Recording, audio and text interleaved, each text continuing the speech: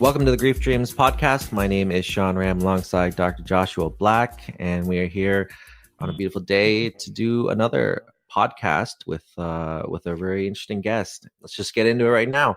Her name is Jacqui Pagobo, and Jacqui has suffered great heartbreak over the years after her brother, John Joseph, or JJ Pagobo, unexpectedly passed away from a longboarding accident and medical malpractice.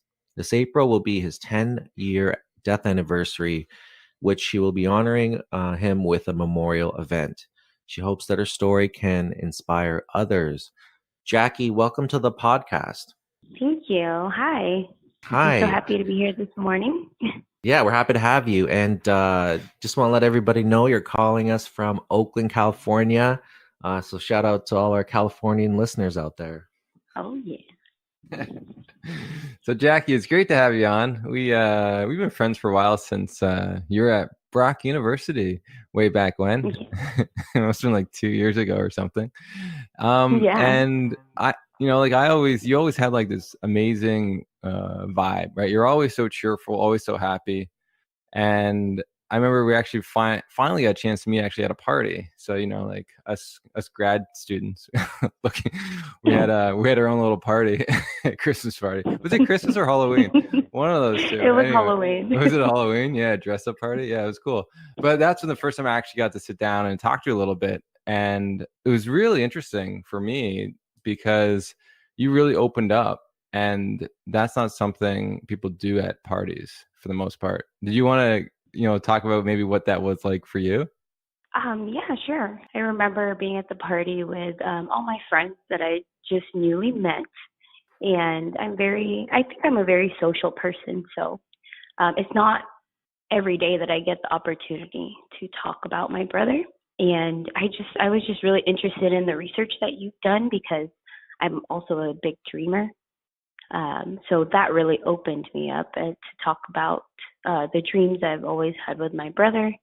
And I think at that point in my life, it was about 8 years or so that I've been grieving my brother's loss. Yeah, I remember like sitting on the couch and like everyone's having fun drinking, and then like here's us two just like talking about like your loss. Like remember you crying a little bit, and I'm not sure, was there an animal loss too? Oh yes. It was my Chihuahua. Mm-hmm. Oh yeah, so there's the two losses, and it was just like, for me, I look back at that and I'm like, how amazing that is, because it's just, I think it's funny because like you're having a real conversation in a moment where everyone's just almost trying to avoid life, like they're trying to dance, Mm-hmm. they're trying to like get off steam, and then here we are talking about loss. It's just like didn't really totally fit. Normal. That's probably why I didn't have a crowd around us. People sort of scattered away a little bit. But yeah, it was the first time I got a chance to really know, a lot of, so what you go through, because at the end of the day, I only find out from these one-on-one conversations that people do suffer loss. And there's so many people in the grad program, students, that have suffered loss. And I never would know unless sort of I really was researching this topic, because it's not something that you just bring up for the hell of it. It's just like it comes out when you talk about the research. Yeah. And I think that moment was special, very special, because even moving back from California, I really thought about the connection that we had over the dreams and over the loss. And it's not like my journey ended at that point, so it was still going on. And coming back to California, I was confronted with it again, but this time I was, going back to my family. And now I want to share that with them, like this whole journey. That's amazing. I can't wait to talk more about your brother and your journey so far. So actually, I think it's a good time to actually talk a little bit about your brother. So what was he like, and what was he like to have him as a brother? My brother was my best friend. He was always by my side, and he was such a cheerful person as well. He always laughed at everything, and he loved making jokes. But the best thing that we had in common was music. He loved listening to music, and he wanted to play the bass. That was one of his dreams. And It's funny because I remember him asking me if I could be his band manager and drive the whole band. So just picture him just smiling and, playing bass, and I'm driving him and his band wherever they find gigs. And did he actually learn to play the bass? He didn't, unfortunately. The last thing he was able to do was get his longboard for his birthday. And so how And long? He loved that. And so how old was he when he got the longboard? 16th birthday, and it was April 6th. He really loved the longboard that he had. He took care of it so well. He actually wiped it down with a towel, and he just loved that thing. And my mom got it for him for his last birthday with us. So have you ever went on the longboard yourself, like with him, No. or just on your own now? No, actually, I haven't. Where is his longboard now? I think it's in our storage, in our garage. Okay. And so could you go through the day of his death and what happened and how you found out? Okay. So let me just paint the picture for you. It was my prom night the day before. So all my high school friends had slept over, and we were talking about how amazing the prom night was. It was one of the highlights every high schooler has. Prom night is a big thing. So we were coming back from our amazing night together, and I remember that morning I was talking with my friends in the living room, and my brother wanted to go for a longboard ride by himself, and he was doing this for about 2 weeks since he got his longboard for his birthday. And he went off a little bit angry. He was a little bit irritated, so he actually went out for a ride just to clear his head, probably. And I saw him leave from the living room door, and I thought nothing of it. So we walked out, and I was still talking to my friends, and some of them were leaving. Then a few moments later, maybe like a few minutes later, he called me, and not thinking about it, I just was really annoyed because, I'm talking to my friends, and here's my brother calling me. I'm like, I know where you are. Why are you calling me? And he just immediately was saying, I need help. I fell down, but I wasn't really processing it at that moment. So I gave my phone to my mom. I said, "Hey, Mom, I don't know. He's saying he needs help. He fell down. I don't know what he wants." And I gave the phone to my mom. And I just remember her talking to him and being angry too. She was cleaning the kitchen, and then she went down to get him. And I went down there. It was a block away from my house, and it was this big hill. So he was sitting on the sidewalk when my mom had picked him up, and she got him in the car and drove back up to our house. And he was having a hard time breathing, and he was hurting, and he was telling us sorry over and over again. And at the same time, other friends were coming over because my cousin was having a cotillion practice. So this is the 18th birthday. Usually Filipinos have this big celebration for when you turn 18 and you go into adulthood. So my cousin Mia was having her cotillion practice, a dance routine practice at the house as well. There was so much going on that day. And we were having friends over, we had food over, and all our family was kind of catering to those events. At the same time, my brother was in pain. So, the adults took care of it, and I was just going through the motions of, I have to practice. My friends are over. It was a great night. So I didn't really think about it. And then my mom, she went to take my brother to the emergency room, and we danced and practiced for about an hour or two. And after that, I remember getting a phone call from my mom. Me, my uncle, and my cousin were in the car, and my mom told us that my brother was getting a blood transfusion, and that's when I started crying. And like it kind of hit me because I've never heard that word before. But anything with blood, I thought it was serious. And so I just started crying in the car, and I remember someone turning to me and say, "Hey, like it's going to be okay." But I was just already tearing up. When we got to the hospital, it was at Kaiser Hospital. My mom was in the emergency room with my brother, and he was already calmed down. He said that they had given him something to calm him down because he was thrashing in the hospital and being really loud. And so when we got there, he wasn't himself. I just knew there was something different. But my mom kept telling them that it was because of a longboard accident and that he needed help. I remember my aunt yelling at the people, telling them to do something because she's also a nurse.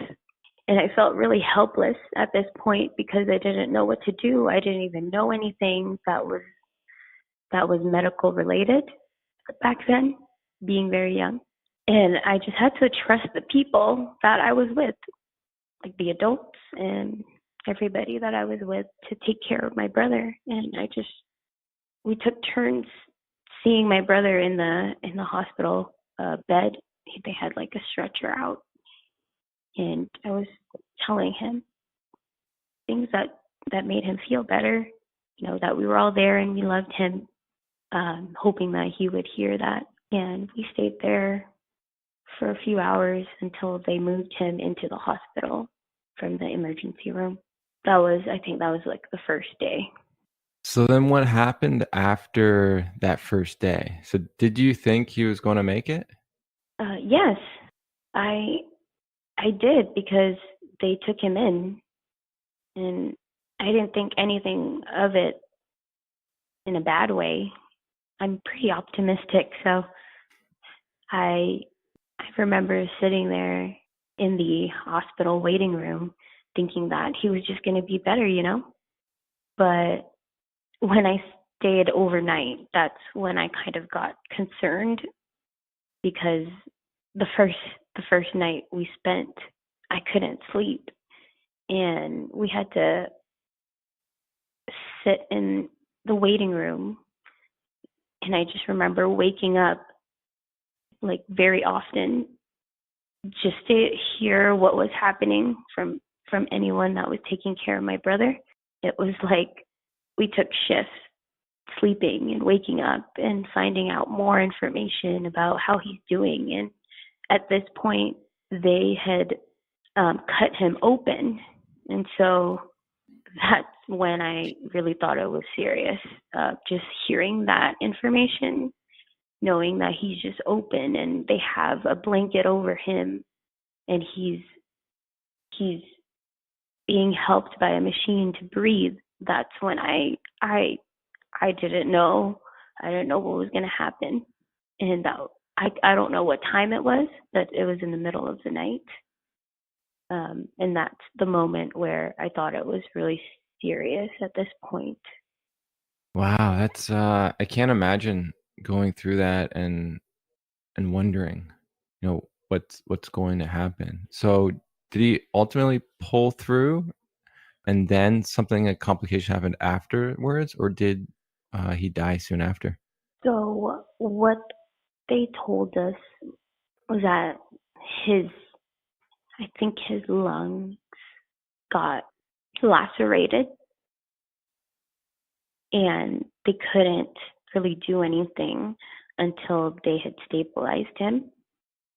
And so it was kind of a waiting period where my brother's vitals had to be a certain level before they could even do any surgery that could help him from the internal bleeding that they were seeing inside. And so is it that they couldn't like stabilize him, and so that's how he eventually died? Yeah, yeah, I think Yeah. so. Yeah. I mean, that's a tough moment, right? Like sitting with someone and obviously your brother who you love, and maybe feeling hopeless, or maybe feeling like you can't do anything in your control to help him. Yeah, I remember when they told us, we just couldn't do anything, and all we could do was go in the room to see my brother and encourage him and be happy for him and tell him how much we love him. Yeah. And that's when everybody started coming into the hospital, like all our family, some of our friends. I think at this point it had been about 2 days, 2 days at the hospital, and I remember being really worried about my schoolwork too, because I'm an A student. And even everything that was going on, I was still doing my schoolwork. But I don't know. I guess that said something about me. I remember emailing my teacher too, my essay, and I was telling him what was happening too, and he told me not to worry about it. That's really funny. I know when my dad died, I went right back to school, like my undergrad. I went right back to school and did an exam and did an essay too. And there's just something, sometimes it's a great distraction from the pain of what actually is going on. It allows you some of that respite in the sense of processing it in little bits rather than all at once. Yeah, that makes sense. Because I was really good at school. One more time for the record. Yeah. Did you get C's or B's? Oh no, I'm an A student. I was an A student. Now, did you have full confidence in the medical staff? Did you feel like they were doing the best that they could do? Yes, I did. Can you elaborate on that? Like what from the beginning were you getting the information you needed, and how was their demeanor? How was their bedside demeanor during that time? Okay. From the moment my brother was in the ICU, when he was being kept open, his body was open with a heated blanket or a heavy blanket, I trusted the nurses that were bringing us the information. And I also got to see him from a distance. So being allowed to see my brother whenever I wanted to made me trust the nurse on staff. I think things changed when my mom was being given like sedative to calm her down. I think because my mom was obviously hurting from what was happening with her son. And as the eldest of three children, I was supporting my mom emotionally as her daughter. And I remember going into this room with her, and she had to sign some papers. I wasn't really sure what was happening, but she had to sign some papers. And I think from that time, I was kind of questioning what was happening, because why would you give my mom something and then have her sign papers? And I think after the fact, when my brother was taken out of the hospital, we were a little bit angry because he was already gone. And we just remembered that he was stable at one point, but they didn't take him. They waited a little longer, and they didn't want to take my brother when he was finally stable. And I think there was just that window of hope where it could have been the best time. So he was stable, and then they decided to let him go home? No, he was stable, and he was supposed to get the surgery to stop the internal bleeding, Hmm. and they didn't take him. Okay, so they just moved him to a different part of the hospital, maybe. Hmm. Okay, I got it. So they took him out of the emergency, kind of like, okay, well, this is the first priority, and then kind of put him in a different area. Hmm. Okay, wow. And how did you guys feel during that time? Well, we were desperate. We just wanted to do anything and everything that we can, and we were basically fighting for him because he couldn't fight for himself. Yeah. I just remember being so angry and confused, like questioning why wouldn't you take my brother when he's okay? Why are you making us wait longer? Like every breath that we're talking, like we're using, could be seconds closer to the surgery that could eventually stop him from bleeding. So that was the medical malpractice you talked about in your bio. Part of it, actually, it was from the moment my mom had brought him into the emergency room, because they just flagged it as this is a teenage boy who just fell. He didn't wear a helmet. He didn't wear knee pads. He just fell and he broke his finger. And that's how it looked like to them. Oh, wow. So just there's so much there that, it's hard to imagine a family member going to a hospital and not getting the care that they require. I can only imagine, like, since that moment and moving forward, there's there must have been, or they could have been, some anger towards them, or I don't know if there's regret or guilt. So could you talk about in your journey now, like from his death, what was that like for you, and how did you process those emotions if there was anger? Hmm. So after my brother had passed, I didn't know that my mom was actually going through um, accusations of medical malpractice. When she told me, it stirred up some anger in my spirit, and I immediately caught myself. I remember saying, why should I be angry at something that had already passed and I can't do anything about it?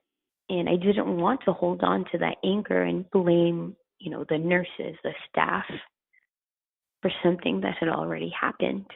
Um, at the same time I was grieving, I was also sad that I lost my best friend. And, it was my junior year of high school that when it's when this happened. So transitioning into, college was really rough for me, because I know that my brother would have celebrated that milestone with me, especially because we were just two peas in a pod. When I had moved for college, I moved to the Central Valley in California and went to the University of California, Merced. And honestly, I remember crying a lot every night because I was alone out there. But I knew that my mom wanted me to go to school and be somebody and do something great with my life. And carrying that much responsibility, too, as an older sister, for my youngest brother, John, I felt so much pressure to perform well. At the same time, I was grieving. And so I had to really take care of myself and learn how to juggle all these things. It was really hard, but I had the best friends in college. We would cook dinner together. We would hang out all the time, every weekend. And so I was around people that I loved and who loved me too. And it's very important to have people support you, especially through loss. And so I went out. I went out of this box, this, let's just say, this box where I was just grieving for myself. And I wanted to heal. I wanted to be okay. I wanted to live my life with the loss and not just tuck it under a rug and just ignore it. So I actually found a great resource. It's called Jessica's House in Turlock, California. After I graduated college, that's when I went to Jessica's House, and they helped families with loss. So I went over there and learned about how they were so open talking about loss with the whole family. It was such a different environment compared to home and compared to my house, where I didn't want to bring it up all the time whenever I went home from college. But I was struggling in that sense where I felt alone on it. So Jessica's House really opened my eyes to see how you could still be open talking about the loss and still be a family and still be okay. And from that moment, I just wanted to be more open about it to everyone. And when I moved to Canada, that's when I met you, Josh. At that point, my brother's case against the medical malpractice was vindicated. And so it was like a checklist. I picture like a checklist. Okay, so I did this for myself. I went to Jessica's house. This case has been vindicated. And now I'm pursuing more education in grad school. So I went further away from my family, check. And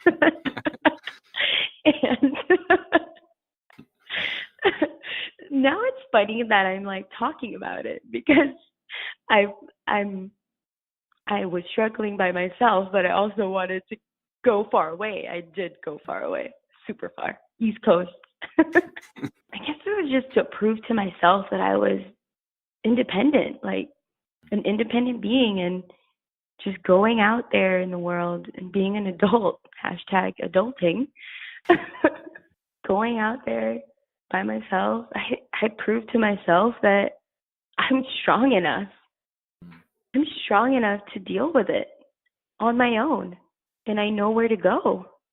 It's almost 10 years next month, and I'm really happy.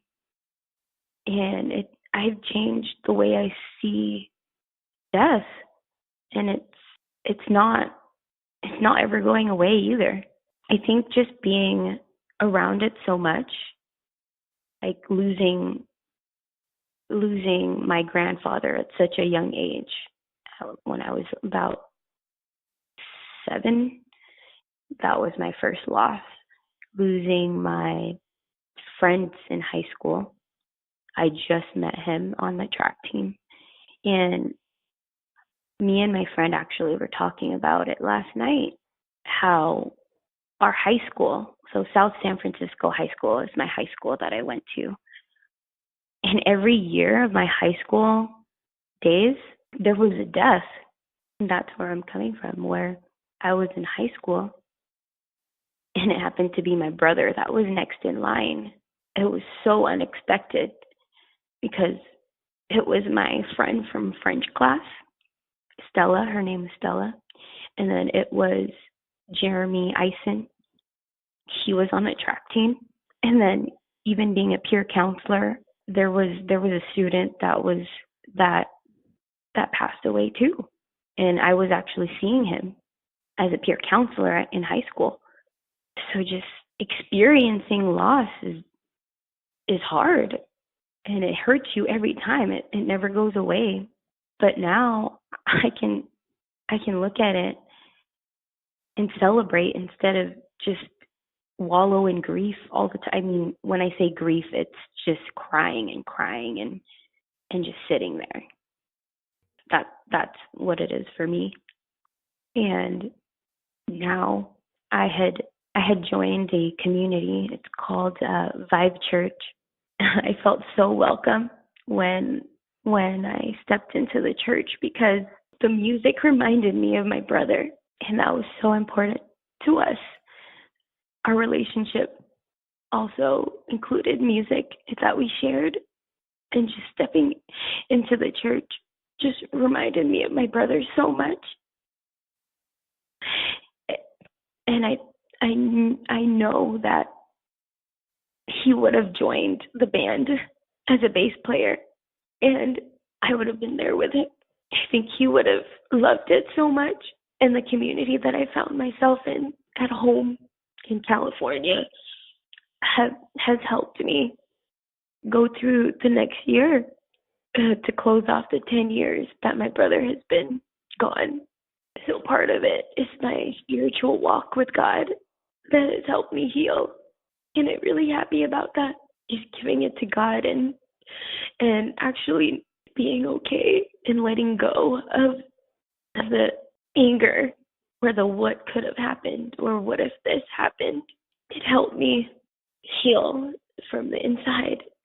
And now I want to share it with everybody. And I just want to thank you, Josh, for giving me this opportunity to share how much I love my brother and how much I miss him. Well, I can definitely feel the love, and I can feel the sadness too, in the sense of, him not being around.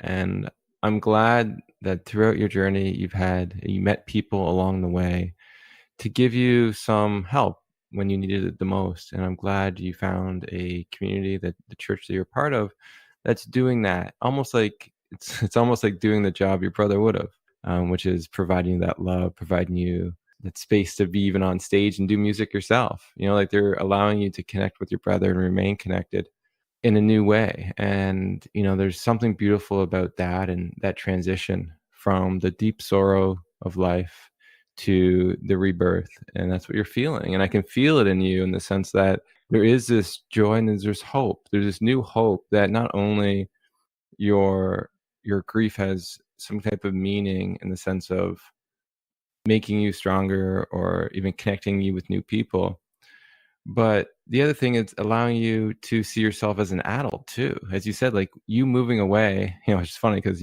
grief does do that. You want to be close, but you also want to be left alone.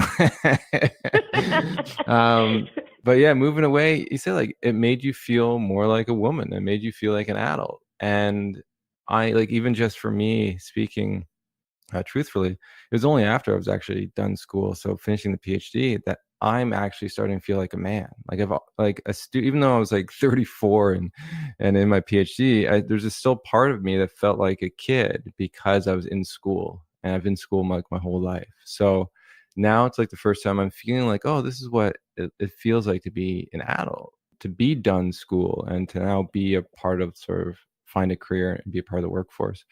So like there's a lot of those pluses that, even though, we can't see them at the time, it's nice to sort of reflect back and sort of see how they were a part of us. And, you're doing that. And I'm really happy that you were able to share on the podcast, because there is something beautiful about just sharing it to the world. It's like we go through things in life, but when we vocalize them out, it does something different too. Yeah, I 100% agree with that. So since we talked a lot about the loss and stuff, let's get to those dreams. So, yeah. yeah, right. So what was like the first dream that you remember having of your brother? I remember him being young. We were probably in the Philippines at this time. We lived in the Philippines when we were younger, and it was when we were probably like 6. He was probably 6, and I was 7.5 maybe in the dream. And I remember him looking at me and just smiling, like everything's gonna be okay. And so when you woke up from that, like, what'd you feel? I felt more connected with him, that he was listening to me and he was still there. And that's one of like the beautiful things that I love about these dreams. It provides people that opportunity to feel that love, to feel supported and watched out for, if that's sort of their belief. And I think it's so interesting that he was so young, right? Like, Mhm. because he died when he was 16. So, like, for him to be like 6 in the dream, I think that's probably when your relationship probably was built. Like when I think about my siblings, like I have 3 others, I don't think about them as adults. I think about them like when we were children, we played all the time together. And maybe Mhm. that's sort of like that bond you guys shared where you said like it was your best friend. So you play it all the time. And it's only when you get older you find other friends that, that you spend less time with them, even though they're still significant. Yeah. And so did you have any other dreams after that? I remember there's one that I woke up from and I knew he was trying to tell me something. um, I didn't know what it was. But I remember this one dream. I was in Merced, California in the Central Valley, and I had graduated from college at this point, and I was still living there. I remember waking up from this dream that my brother was trying to talk to me, and he was his age at this point, like 16, and he was just trying to talk to me, and I was so confused when I woke up. He was really, really trying to get a message to me, but there was nothing coming out of his mouth, and I was so confused. I woke up confused, and immediately my mom called me, and she said something crazy happened to my dad, and I instantly thought like, ha, that's what he was trying to tell me. I think now there was a difference with my dreams after my brother's case has been vindicated. I think that's when I started having dreams of his actual age. Wow, that's an interesting fact because it seems like, and I'm sure it's like this with a lot of people. It's when the circumstances aren't as clear, aren't as kind of when there's no closure like that. I can imagine it being very difficult to move to kind of continue on that grief journey the way you want to. Again, like after you've got a little bit of resolution around that, it definitely I could see it the way you're talking about it. It changed for you, and that's interesting. I mean, again, what you went through, especially at that age, it's not easy. It really, yeah, going through high school and having a lot of classmates die and friends die. You think it would be a time for you to have fun and enjoy life, get along with a lot of other people and learn and build on yourself and what your life's going to be like. But here you are having to kind of face all these multiple debts, and it's a real kind of pulling you into society almost sooner than you want to be.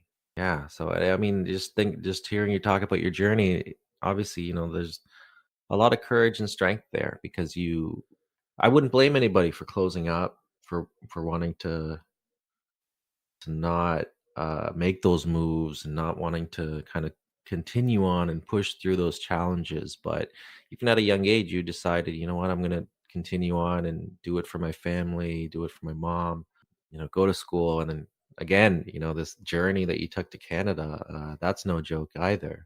So yeah, there's a lot of strength there. And again, like, the vindication that you talk about. I'm glad that you got that as not just for yourself, but for your family. Yeah, thank you. And so now you got the 10-year memorial event coming up.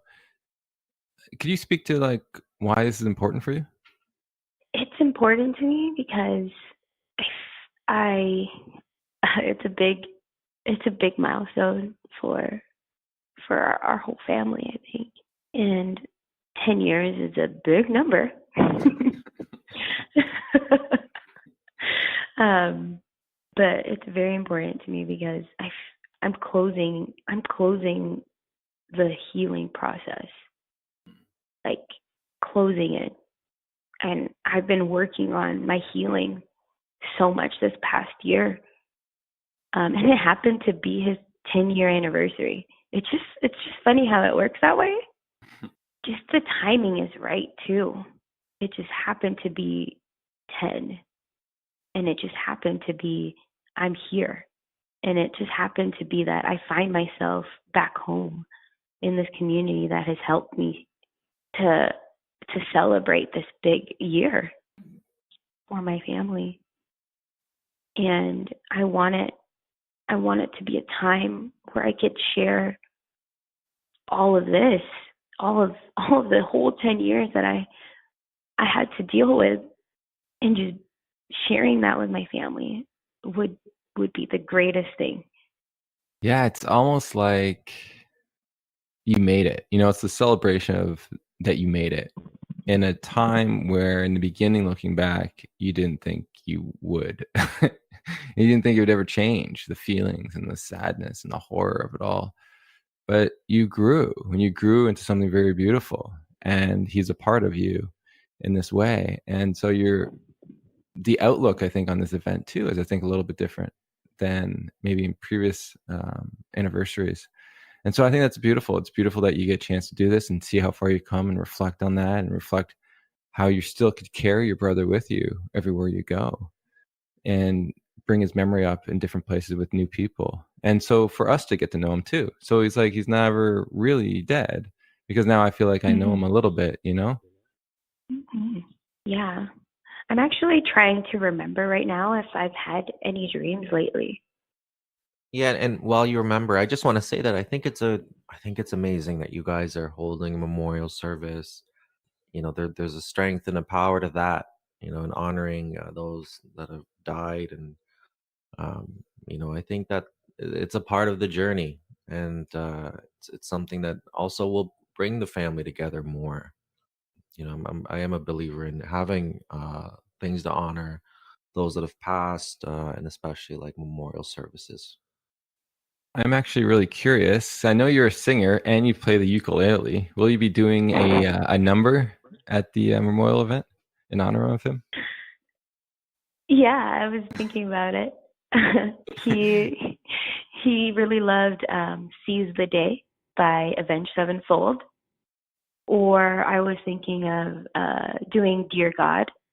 It talks about somebody who wishes he was there for a woman, but is gone, traveling for music tours.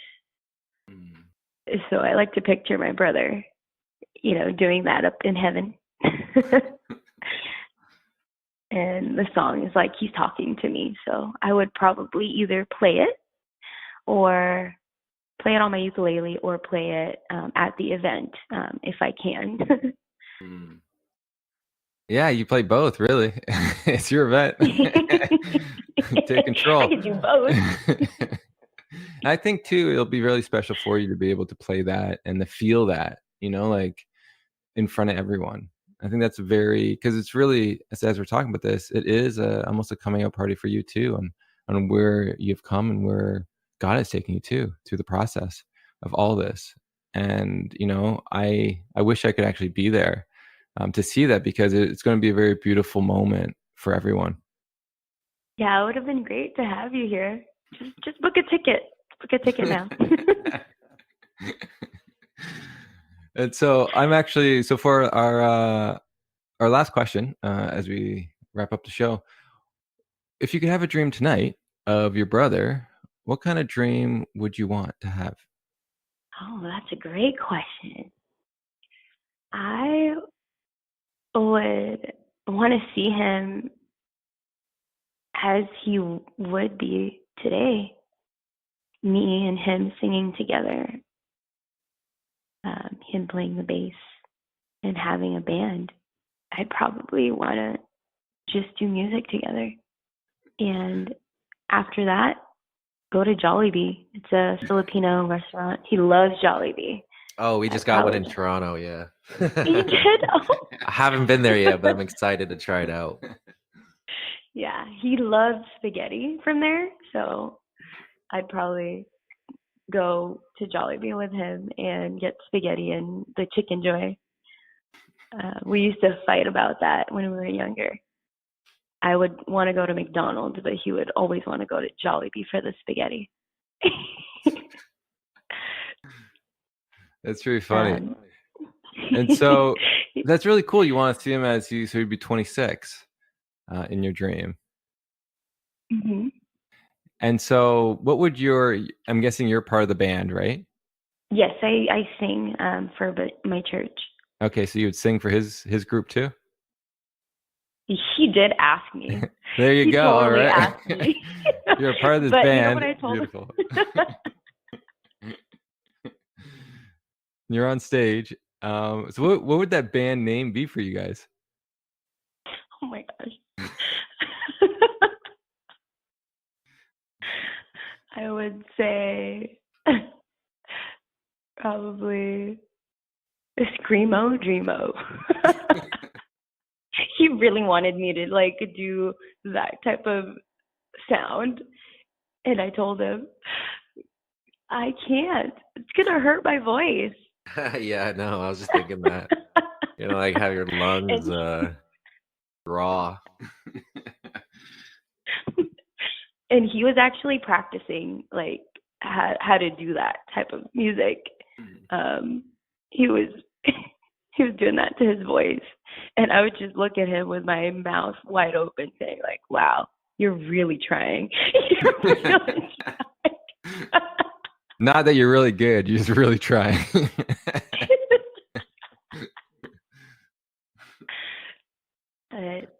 That's pretty cool. Yeah. I like that. No, that's amazing. And would it be in like a stadium? Would it be outside in a park? Or would it be in your church? Like where do you see the band playing? Oh, I would probably at a park. Something not I don't think it would be super big, but just very very small, and people would be there that we care about. Like just very close friends or family. Well, thank you so much, Jacqui. It's difficult going back and trying to tell these things, and there's definitely some tender moments there, but you did a great job telling your brother's story, and just the love really came out through the whole interview. And again, we just want to honor his memory, and I think it's amazing that you guys again are having a memorial service coming up soon, and I hope it's going to be a blessing for all of you. And I'm sure it's a time when again you can really grow as a family together. And yeah, it's just something that when we do these interviews, that again there are tender moments, and it sheds a lot of light on who people are and what their character is. And you seem to have a really strong character, and a lot of and a lovely spirit. You are an optimist, and a lot of humor as well, so I really enjoyed it. Thank you. Yeah, thank you for having me, guys. I really appreciate giving me the time and opportunity to share it with everybody. So if you want to, we would love to showcase some of your music at the end of this podcast that you want to dedicate to your brother. So if you want to give us that when you record it, we'll play it right after this. Oh, okay, that would be great. So again, thank you so much, Jacqui. We're just gonna talk about where people can reach our platform. So everybody, you can reach us at griefdreams.ca for more information on the topic. We did add a donation button, and there are perks to those who donate. If you have Facebook, you can join the Grief Dreams group. You can share your dreams or hear more dreams of others. We're on Twitter and Instagram at Grief Dreams. And the children's book called Dreaming of Al, authored by Joshua, can be found on Amazon. So we like to end our podcast with love and gratitude from us to you.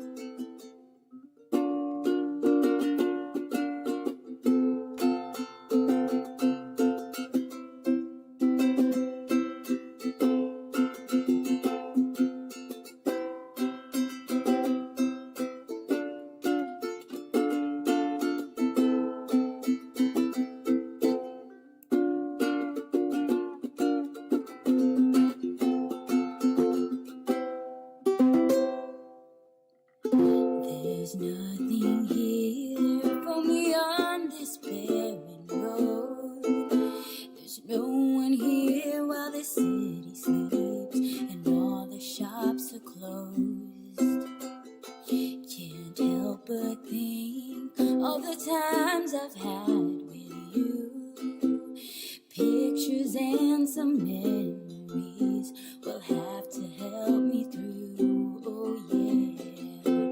Dear God, the only thing I ask of you is to hold you when I'm not around, when I'm much too far away. We all need the person who can be true to you. I left her when I found her, and now I wish I stayed, 'cause I'm lonely and I'm tired of missing you again. Oh no, once again. Some search, never finding a way. Before long, they waste away. I found you. Something told me to stay. I gave in to selfish ways, and how I miss someone to hold when hope begins to fade. Dear God, the only thing I ask of you is to hold you when I'm not around, when I'm much too far away. We all need the person who can be true to you. I left her when I found her, and now I wish I stayed, 'cause I'm lonely and I'm tired of missing you again. Oh no, once again. Ooh, once again.